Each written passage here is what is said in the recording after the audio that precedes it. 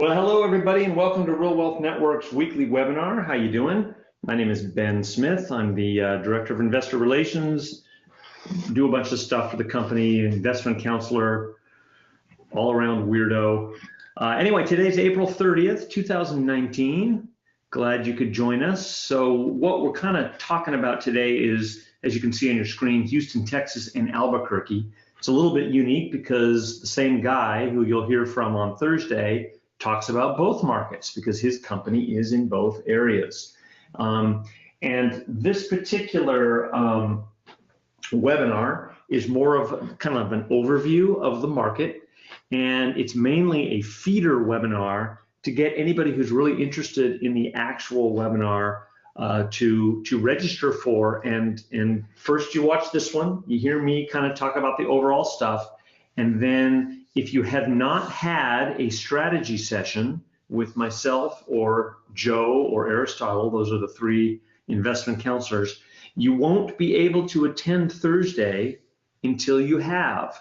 And now when I say strategy session, it sounds a little more daunting than it is. It's really just a 10 to 25 minute conversation where we just determine your goals and where you're at and what you want to do. We're essentially qualifying you a little bit because we don't want to give people who aren't ready the contact information to our affiliates, because our affiliates, in other words, the market property providers, they'd just be spending all day fielding calls from everybody that have no intention of doing anything. So if you're actually ready to go, or within 6 months or so, then schedule yourself for a strategy session, and that way you'll be able to attend Thursday and all future webinars. So hopefully that makes sense. I know it can be a little confusing. All righty, let's see here. Coming up this weekend, well, actually, I'm sorry, these are the webinars, aren't they? So Thursday, May 2nd, exactly a week and 2 days, we're going to be doing Houston and Albuquerque Income Property Showcase. I'm sorry, 2 days. And then next week, on Tuesday, May 7th, we're going to be doing Cleveland. So exact same scenario next week. Cleveland, kind of the primer webinar on Tuesday. And then the real deal on Thursday, where Cleveland themselves, the actual affiliate, will be talking about what properties they have. And there's that little asterisk kind of repeating what I'd already kind of said. Now, upcoming weekend events, Saturday the 4th and Sunday the 5th, we're going to have our big, giant annual monthly event. This one's a little bigger. I'm kind of joking, but it's bigger than most of them because normally we bring out like 2 or 3 different affiliates, but we've got a lot more. We've got Huntsville, Montgomery, Cincinnati, Albuquerque, Houston, Dallas, and Central Florida. So that's a lot more than 2 or 3. That's like 7. And then in addition to that, we're going to be talking about our newest syndication coming up as well. So if you can, register for that event. It's coming up this weekend. And if you don't happen to be in San Francisco or Los Angeles, somewhere else on the planet, don't fret, because essentially what each affiliate is doing is going through their program. So it's essentially a slightly shortened version of the archived webinar that they do, and they're all archived on the site. So if you can't make it, all is not lost. All right, that's me. I've been doing this for about 30 years, not so much with Real Wealth Network, for about 5, but I've done a lot of property investment in California, Arizona, and I've shifted east. I'm now more focusing on Florida and Ohio, and a little bit into Pennsylvania. I own a bunch of rental properties. I love doing this real estate stuff. It's really fun, and I'm continuing to do it. And it's great working for Real Wealth Network because I get to talk to all kinds of interesting people that are also doing it, or they're just getting started, and that's what we're about to talk about. If you have any questions, go ahead and enter them into the GoToWebinar control panel, and I will take those when appropriate. All right, so what is the purpose of Real Wealth Network? Well, we try to simplify the whole process of real estate investing. Most people I talk to, what we're really focusing on doing is just helping you to create a passive income stream and living life on your own terms, to where you're not, on the hamster trail of work. You probably still are, and I mean, a lot of us are, but at least you have the option to kind of do your own thing by creating another passive income stream so that you can help augment your income down the road. So it's free. Everything is educational. We're mainly an educational network, but we also obviously have affiliates with actual properties, which a lot of our focus is on. So when you're ready to invest, let's connect. In other words, book a strategy session. Doesn't cost anything. And then once you do that, I mean, you can go to our website anytime, obviously, but once you've had a strategy session, you have a much greater access to the resources. There's some areas that are kind of blocked out or grayed out or blurred out, and that's because we want to know who you are before we give you full unbridled access to our contacts and our people. That's the logic behind it. A couple of frequently asked questions. We're not really a flipping network. We don't help people flip houses. We're much more of a buy and hold type situation. In terms of numbers, you need to have about $60,000 at hand if you're going to pay all cash. Most people don't, so you don't need to have $60,000 if you're not going to pay all cash. If you're going to use your IRA funds, a lot of people have self-directed IRAs, you'll need to have about $50,000. Still a sizable chunk of change, which is why number 4 applies to most people here. If you plan to obtain conventional financing, in other words, you're not going to use your IRA, you're not going to whip out $60,000 of cash to buy a property, you're going to get financing, which means you're going to have to put 20% down of whatever the property purchase price is plus closing costs. That's what most people do, and there's a whole 6 little bullet points of things you'd want to have. A decent credit score, preferably a 2-year job history, although that's not an absolute. We've got plenty of people that are self-employed or only have 1 year, and they can usually get around that. You need to have 20% down, 6 months reserves, a pretty low D to I, debt to income ratio, and you can only have 10 or less only. But you can only have up to 10 properties. If you have more than 10, you probably wouldn't be watching this webinar anyway. So here's our fancy disclaimer.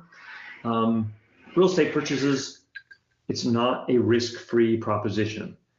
Just like they say on all the mutual fund stock and bond ads, past performance is never a guarantee of future results. That's the case here. And what I like to emphasize is that we go out of our way to find these folks. These affiliates, as we call them, are property providers in the various markets. And then we go out of our way to make sure that they're the real deal, that they've been around, that they know the market like the back of their hand. But you still need to, as the investor, double check what we say and do your own due diligence, check into stuff. So we have all of our best efforts and proven protocols and methodologies, but we can't and do not guarantee the performance of investments offered through these companies.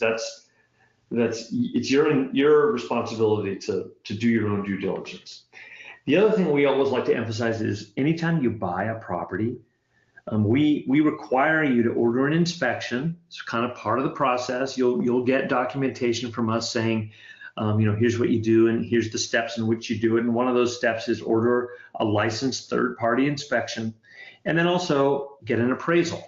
Now, most lenders, well, all lenders will order an appraisal, so you don't have to worry about that. But if you happen to be paying all cash, then you definitely want to go out of your way to order an appraisal, just to make sure you're not overpaying for something. All right, all the little red circles, those are the markets that we're in. And the 2 blue stars, those are the markets that we're going to talk about today, Houston and Albuquerque. But all the other red places, we've got Orlando, Tampa, Jacksonville, then over in Alabama, we've got Huntsville, Montgomery, Birmingham, we've got Kansas City, Missouri, Chicago, Illinois, Indianapolis, Indiana, Cleveland, Ohio, Detroit, Ohio, Columbus, Ohio, Cincinnati, Ohio, and Pittsburgh, PA. Those are all the cities. But today we're talking about New Mexico and Houston, Texas. We'll start with Houston. So this is a video. I hope you can hear it. It's not super long, but let's give it a go. Since our founding 180 years ago, Houston has been a city of opportunity. A city where no idea was too big, no problem too great. Over the years, we've grown our economy to rank 15th globally, and we produce the 2nd highest GDP per worker of any metro in the world. We're a globally connected city with the most diverse population in the United States. We're a knowledge capital and a hub for innovation. In fact, Houston is, by every measure, a great global city. But where do we go from here? How do we compete? Though we can't predict the future, we can influence it. By working together and seizing opportunities in the ever-changing world, with leadership, talent, innovation, and teamwork. Join the Greater Houston Partnership as we work together to advance Houston as a great global city. Houston Next.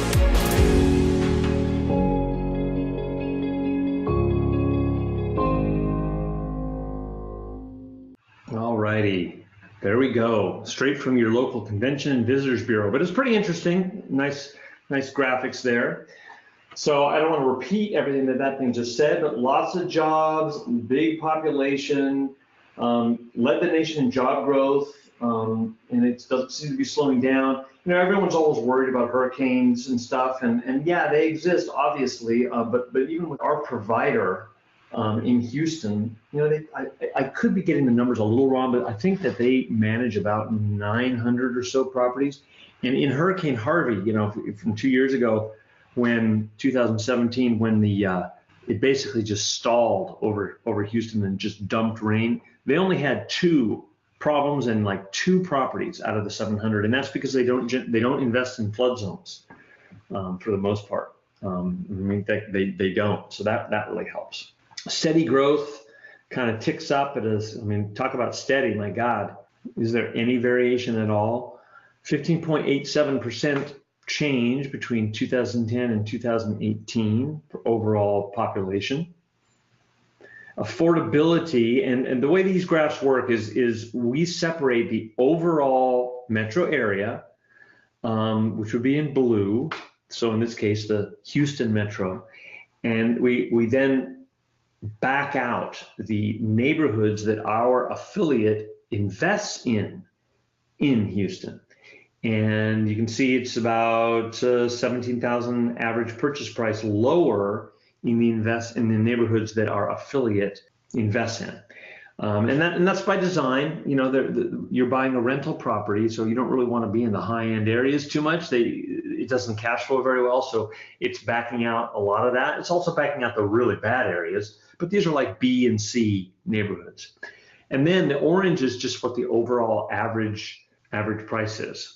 Median home value of the U.S. overall is $202,000, and it's much lower than that in the Houston neighborhoods that our affiliate invests in, $143,000. Cash flow, median monthly rent. So this isn't cash flow; it's median monthly rent, but it points out the fact that it's steady cash flow. About $1,300 in the neighborhoods that our affiliate invests in, about $46 more. Actually $146 more in the neighborhoods overall in the metro area. And the funny thing is, the median monthly rent in the metro area is higher in Houston than in the United States. It's kind of interesting. If you look at the last slide, the orange was much higher than the blue, but in this slide, blue is higher than orange. So it all comes down to, but the fact of the matter is you've got steady cash flow, which is pretty good for a growth market such as Houston. All right, switching gears now, oddly, with no warning, we're now talking about Albuquerque, New Mexico. They're really into hot air balloons there. I remember because I lived there for a couple months doing a work assignment about 20 years ago, and every single morning over on the horizon, you'd see all these hot air balloons rising up. 1 million people live there, cost of living 5% below the average, lots of major industries. Netflix apparently is a big deal. They're expanding there, and they're doing a big studio there, probably following in the Breaking Bad success footsteps. And that's going to generate a bunch of money in Albuquerque over the next decade. Nice climate, you know, doesn't get much rain, high and dry, as they say. So here we go. Same scenario with Houston, only, gee, there is an actual variance. Looks like they rose a little more rapidly at the beginning of this time frame, leveled off in the middle of the decade, and now they're back to full growth again. But overall, 2.38% in 8 years. 914,000 population. Affordability, you can see the numbers are higher than they were in Houston, but the same scenario, the neighborhoods in green are lower than the average, which is in turn lower than the US. Monthly rent, real wealth neighborhood, this is kind of interesting. The metro area must have a lot of areas that they stay away from, because the metro area is only a little bit, but 20 bucks or so lower than the neighborhoods that our affiliate buys in, 12.23. But we're splitting hairs here, big deal, 20 bucks, but definitely lower than the US average for sure, which is good. All right, so let's go over some examples, which is kind of the most interesting part of all of this. And at the risk of repeating myself again, these houses that we're looking at now are not available, but if you tune in to the Thursday webinar, we'll actually have the guy who will speak to both these markets, and he will have actual properties that are currently available. These are examples. Maybe they were available a couple months ago, but $185,000 is this Houston house, 3.2, 1620 square foot. You put down 20%, which is $37,000. Closing costs, 10% of that, $3,700. And then there's all the rest of your costs. You're adding it up. So 37 plus 3,700, 37,000 plus 3,700 equals 40,700. So that fifth line down is how much you are out of pocket. Then your P&I, principal and interest, based on 5.25% rate, amortized over a 30-year period, that's $817. Taxes, $284. There is no HOA. Most of the properties that they buy in Houston, if not all, do not have HOAs. And then they're estimating insurance at being $75.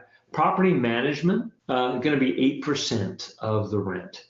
So all those charges added up to $1,296 a month. Now your rent is $1,495, so that gives you $199. We'll call it $200 monthly cash flow. So if you put 20% down and do all that's stated above, you will have a $200 a month cash flow, or about $2,400 a year. Now the column over on the right, exact same data minus the principal and interest. There is no loan on the property. You're paying all cash, so you're going to have to put a lot more money down. But after that, your costs are a lot lower. And so instead of having 200 bucks a month cash flow, you've got over 1,000 a month cash flow. All right, so I'm gonna let you stare at that for a second. The next properties I'm not gonna go into as much detail. I'll just have a awkward silence while you can look at the numbers. And here would be property number 2, a little bit less money, but it's a 4-bedroom. So it's a bigger property, but it costs a little bit less.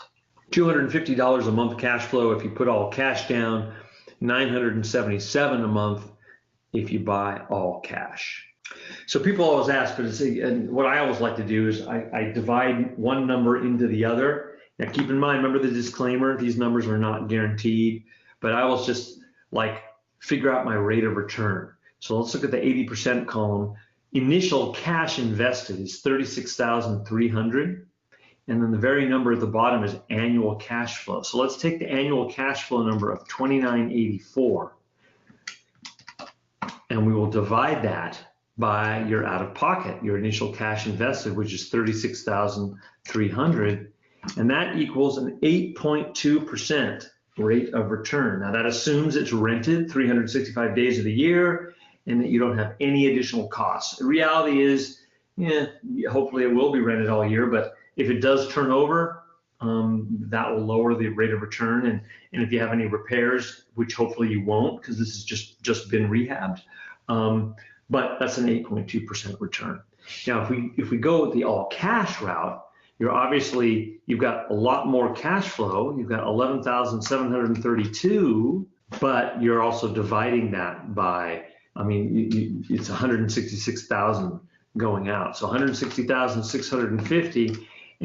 But you've got a lower rate of return. That's about a 7% rate of return. So anyway, I always like to figure that out. Those are the two numbers you divide. All right, here's a third house in Albuquerque, a little less money, 142,000.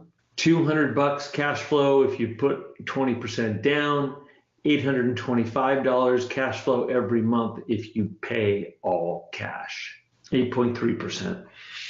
Okay, Houston, Texas, new construction. So this is another thing that our Houston guys do.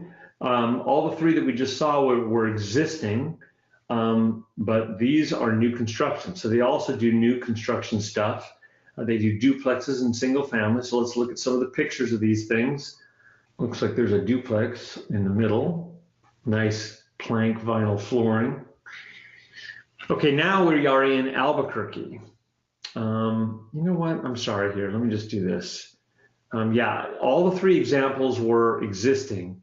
And then they talk about new construction, but we don't have the numbers for the new construction because then we suddenly, boom, we're in Albuquerque. And once again, 150,000, 30,000 down, 20% down, $219 a month for all cash and $882 a month if you are paying all cash. 218, I'm sorry, if you finance, 881 if you're putting all cash down. All right, here's a smaller property, kind of a territorial flat roof style, 2-bed, 1-bath, pretty small, 912 square foot, 110,000. But gee, it still rents for $900, so that's kind of nice. $165, very little money out of pocket, $24,200. $165, excuse me, $165 a month. Cash flow, $652 cash flow if you're paying all cash. All right, 31980, another small one. This one costs a little bit more, $120, $192 cash flow. Or if you do not use banks and don't use a loan, then it's $722 every month. All righty. So let's see, we don't have any questions. You're a quiet group today, all 29 of you, but that's okay. Let's see. I'm just going to go ahead and go to the next slide here. And so here's how it works. This is what confuses everybody. So I'll go, fairly try to make it as clear as possible. If you are really interested in Houston or Albuquerque, first of all, they're going to be at our event this weekend. So I would highly recommend going to the event. But if you can't do that because due to proximity or where you're at or what your schedule is, sign up, do a strategy session with me. We can be brief about it or as long as you want, up to about 30 minutes. If you're interested in investing in Houston or Albuquerque and want to attend the webinar happening in 48 hours or 2 days, click on the link in the email I'll send you. So we're going to send everybody who's watching this, you'll get an email and you can click on that link. You probably don't have it yet. It usually arrives right about the time that we end because there's a delay for some reason. Click on that link and book a time with me. Now, here's the rub. There's very limited spots available.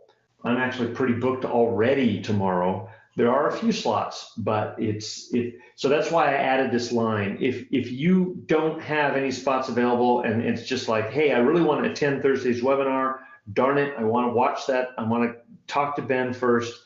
Go ahead and just email me at Ben@R.E.A.L Wealth Network, and we'll work something out outside the schedule. It might involve you waking up pretty early or me staying up late, but I don't want to keep you hanging, so we'll make it work. Just email me first. Try to book a slot using the email I sent you, and if that doesn't work, go ahead and email me ben@realwealthnetwork.com. Now, this is crucial. If you don't particularly care about Houston or Albuquerque because you're going to attend the event this weekend, or you're much more interested in Jacksonville, for example, then please don't rush in and take one of those slots. Those slots tomorrow and Thursday morning, we really like to reserve those for people who really want to attend Thursday's webinar. But if you just want to attend later on, you want to have a strategy session anyway, then just book something next week. Plenty of spots available next week. So we really try to do it that way. And once you've had a session with me or Joe or Aristotle, once you've connected with us and had a strategy session, you don't ever need to do it again. It clears you for all future webinars, and it also increases your access to things that you have access to on the site. Right now, you're grayed out on a few things, but once you've had a strategy session, then you have increased access. All righty. Well, since hey, questions came in. Let's see. Okay. Do the affiliates in Houston and Albuquerque cover any costs for CapEx, maintenance, or vacancy? or will any costs in those areas come out of the cash flow figures? The latter, they will come out of the cash flow figures. Let me go back here and point this out. I'm glad you brought that up because a lot of times I forget to mention this. Right there.